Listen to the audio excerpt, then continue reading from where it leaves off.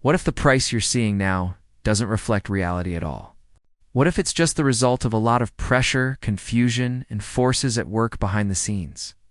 Today, we're going to talk about why a $30 share price for AMC is not crazy or speculative, but rather normal based on pricing logic, revenue, how institutions act, and how the market works. It's not what the current share price says when you look at AMC like you would look at a normal company. The numbers tell a very different story. Estimates that have been talked about a lot say that AMC's market value should be somewhere between $4 billion and $15 billion. In that range, the estimated share price is already well above what AMC trades for right now. At the high end, it's very close to a $30 valuation. And that's before short bets are covered or synthetic positions are closed. As of now, AMC trades at a very small fraction of what similar companies trade. For when you compare their market value to their yearly revenue, the market capitalization to sales ratio for the company is close to 2x, which is very low by most standards. This ratio would be much higher for most businesses that have stable sources of income, are improving their performance, and have a well-known name. Standard methods for valuing companies show that AMC's present price does not match the fundamentals. Even stranger is the fact that AMC never acts in a way that is typical for the market.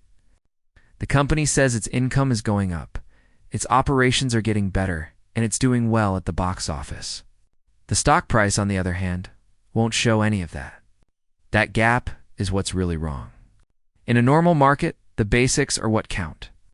They exist in the case of AMC, but the price movement doesn't care about them at all. It's not just about where AMC's now either. It's also about where the business is going. The company's leaders have already laid out their top innovation goals for the next few years. These include adding more expensive large format screens, combining AI and other advanced technologies in more ways to make things run more smoothly, and getting the rights to show professional and college sports events in theaters. Better margins and faster sales growth are directly linked to each of these projects. Premium screens get bigger crowds and cost more to watch. AI makes things more efficient, which lowers costs and raises profits. Live sports and special events create completely new ways to make money besides just releasing movies. Together, these tactics not only keep AMC stable, but they also help it make more money in the long run. If you look at both present sales and expected future sales, you can see that the company is undervalued. A stock's price shows both how well it is doing now and how much it is predicted to grow in the future. With AMC, neither is shown correctly. Instead, the price seems to be falling because of things that have nothing to do with running a business. These include synthetic shares, too much short exposure, and a lot of dealing that doesn't happen on the exchange. These things make it harder to find the right price and stop what would otherwise be a fair value from happening. When you look at how prices change around news, this skew is even more obvious. AMC recently dropped sharply in just 1 week, even though nothing bad happened. At the same time, the industry as a whole continues to do well at the box office, with big releases creating a lot of excitement and income potential. It makes sense that positive momentum would help the stock. The price goes against what you would expect it to do. Share authorization is a headline that is often seen as bad, but permission is not the same as issuance. Just because shares are approved doesn't mean they are added to the float right away. The difference is important. Authorization lets the business get more money if it needs to, which makes its balance sheet stronger. In the long run, that's not a sign of weakness. It's strength. There must be something else going on because of the sharp drop. When share prices go down, a company can't raise as much money per share, which helps people who are betting against the stock. By keeping prices low, AMC is limited in its ability to make money, which makes it harder for the company to grow. Downward pressure makes sense from that angle, not because of the basics, but because of how things are set up. And yet the way institutions act is not at all what the public stories about them say.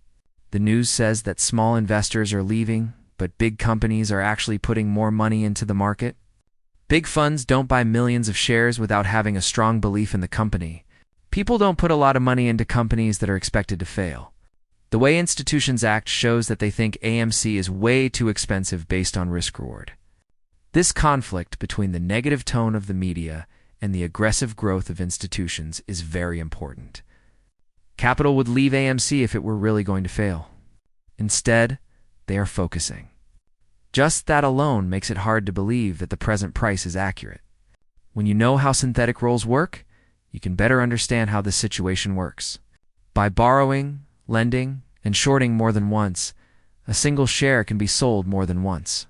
This system works quietly in the background when everything is normal. But the structure is put under a lot of stress when volatility goes up and desire for real shares goes up. This is where real shares are important. When fake exposure gets too high and shares that can be identified become hard to find, pressure builds. Extreme instability in the past has shown that these systems can quickly fall apart. That's why real ownership is so important and why so much work goes into getting people to sell at low prices. There are signs of similar behavior all over the market. In other stocks, there have been signs of fake shares, failed transfers, and a high number of fails to deliver during times of stress. These aren't one-off events. They point to problems with the system that can only be seen when demand is higher than supply. Taking a bigger picture view, stress in the market as a whole adds another layer. Large financial companies have tens of trillions of dollars worth of derivatives exposure. At the same time, more debts and less cash on hand show that the system is under a lot of stress. When volatility meets leverage, security is weakened. Short positions in other parts of the market are already under a lot of stress, which puts a lot of stress on big lenders' capital. When those companies make it harder to get loans, it has an effect that spreads. Having easy access to cash is important, especially when positions are stretched and need to be closed quickly. All of this information is important when judging AMC. The business itself continues to run, make money, and set itself up for growth. But the stock trades as if none of that were true. The main idea is that separation. It's not about hype or going too far. It's about how valuation, reasoning, institutional behavior, and the way markets work all coming together. When everything is looked at together, $30 per share isn't too high. It's not just a guess. It's just what the numbers show. The present price of AMC doesn't tell the whole story when looked at in a normal way, without any bias. The long-term outlook, positioning, and principles are still there, though, and they need to be thought about. That's all we have for you today, guys. What do you think about AMC stock? Join in and let us know what you think in the comments. Thanks for seeing it.